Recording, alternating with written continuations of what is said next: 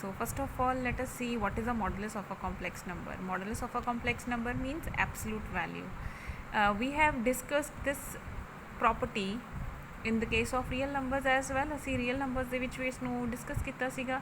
We know that what is the modulus of any real number. What is the modulus of 2 is 2. What is the modulus of minus 2? It is again equal to 2. So what happens in the case of modulus of minus 2? अगर मैं किसी भी number का modulus लेना है, firstly I see that whether that number is positive और negative. If a number is a positive तो उस कोई चेंज नहीं करनी, as such the modulus is there. And if a number is negative तो मैं उस दे नाल एक होर माइनस लगाना, जिवें -2 है तो what is a modulus? It is अ -2 ਦੇ ਨਾਲ ਇੱਕ ਹੋਰ ਮਾਈਨਸ ਮਾਈਨਸ ਕੀ ਬਣ ਗਈ ਸੀ ਪਲੱਸ, ਇਸ ਕਰਕੇ ਕਿੰਨਾ ਆਨਸਰ ਫਿਰ ਤੋਂ ਆ ਗਿਆ ਮੇਰੇ ਕੋਲ 2. So this was a modulus of a real number. Now this definition does not work in the case of a complex number. Why this definition does not work in the case of complex number? क्योंकि यह definition based है total ordering property ਦੇ ਉੱਤੇ. This definition is based on total ordering property.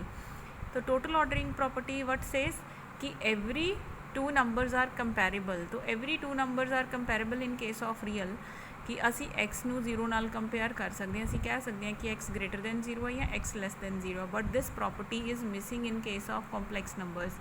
क्योंकि ये property missing है, इस करके ये डेफिनेशन साडे कॉम्पलैक्स नंबर्स ते काम नहीं कर सकती. असी ये नहीं चैक कर सकते कि साडा कॉम्पलैक्स नंबर 0 तो बड़ा है या 0 तो छोटा है, क्योंकि असी प्रीवियस वीडियो के अंदर ये डिस्कस करिया सीगा, प्रीवियस लैक्चर च असी ये डिस्कस करिया सीगा that total ordering property does not work in the case of complex number. And if total ordering does not work, this means this comparison is not possible, and if this comparison is not possible, we may not go with this type of definition. तो definition तो अच्छी सी वधिया सी, but it work for only real numbers क्योंकि they have this property. So सानू कुछ होर तरीके दे नाल सोचना पएगा. So this definition does not work in the case of complex number as there is no total ordering property. We cannot compare two complex numbers. Also ਜਿਹੜਾ modulus of x ਅਸੀਂ ਇੱਥੇ ਲੈ ਕੇ ਚੱਲੇ ਸੀਗੇ, what was this? ਇਹ modulus of x ਕੀ ਸੀਗਾ? ਕਿਸੇ ਵੀ number ਦਾ 0 ਤੋਂ ਜਾਂ ओरिजिन ਤੋਂ ਕਿੰਨਾ डिस्टेंस है, जिमें -2 है तो -2 ਦਾ ਜਦੋਂ मॉडुलस लिया ਤਾਂ ਕਿੰਨਾ आंसर आया 2. दिस मीनस कि इसका 0 ਤੋਂ डिस्टेंस कितना है 2 यूनिट.